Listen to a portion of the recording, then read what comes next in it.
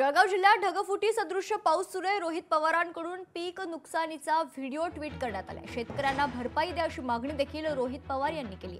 या संदर्भात रोहित पवारांनी काही ट्विट केले पाहूया।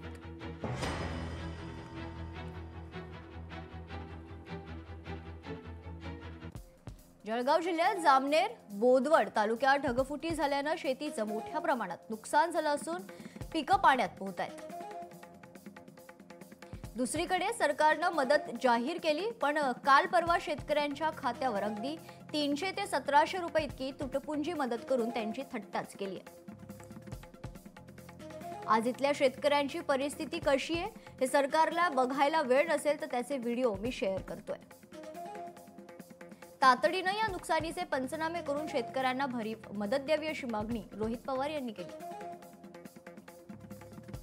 अन्यथा महिन्याभरानं प्रचारासाठी जाणाऱ्या सत्ताधाऱ्यांना शेतकरी रस्त्यानेही फिरू देणार नाही।